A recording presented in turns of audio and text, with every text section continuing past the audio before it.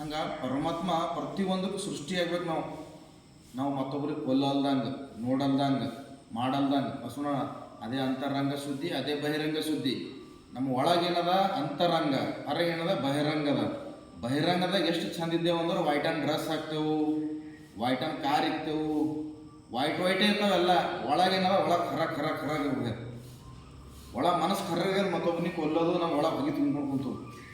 ಹಂಗೆ ಅಂತರಂಗ ಬಹಿರಂಗ ಎರಡೂ ಶುದ್ಧ ಇದ್ದಾಗ ಪರಮಾತ್ಮ ನಮ್ಮ ಜೊತೆ ಇರ್ತಾನೆ. ನಾವು ಇಲ್ಲಿ ಬಂದಾಗ ಏನು ಒಯ್ದಿಲ್ಲ, ಹೋಗೋಪರಿ ಏನು ಒಯ್ದಿಲ್ಲ, ಬರುವಾಗ ಏನು ತರಲಿಲ್ಲ, ಹೋಗುವಾಗ ಏನು ಒಯ್ದಿಲ್ಲ.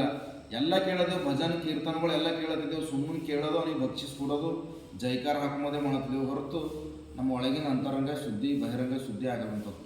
ಅದಕ್ಕೆ ಬಸವಣ್ಣವರು ಪ್ರತಿಯೊಂದು ವಚನಗಳು ಶುದ್ಧೀಕರಣ ಮಾಡಿ ಪರಮಾತ್ಮನ ಕಡೆ ನೀವು ಕಣ್ಣಿಟ್ಟು ದೃಷ್ಟಿ ಇಟ್ಟು ಇಷ್ಟಲಿಂಗ ಪೂಜೆ ಮಾಡಿರಿ, ಧ್ಯಾನ ಮಾಡಿರಿ, ತಪಸ್ಸು ಮಾಡಿರಿ, ಇದ್ರಾಗ ಅದ್ಭುತ ಶಕ್ತಿ ಇದೆ ಅಂತ ಹೇಳ್ಯಾರ.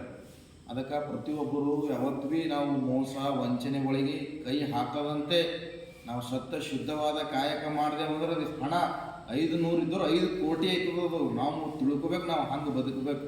ಅದಕ್ಕೆ ಧ್ಯಾನ ತಪಸ್ಸು ಇವೆಲ್ಲ ಮಹಾತ್ಮರು ಕೊಟ್ಟರ. ಆ ಶುದ್ಧವಾದ ಕಾಯಕ ಮಾಡಿ ನಡೆಯೋದೇ ನಮ್ಮ ಧರ್ಮವನ್ನು ತಿಳ್ಕೊಂಡು, ನಮ್ಮ ಧರ್ಮ ಯಾವುದು, ದಯವಿಲ್ಲದ ಧರ್ಮ ಅದು ಯಾವುದು ಬೇಕಯ್ಯ, ದಯಾಯ ಧರ್ಮದ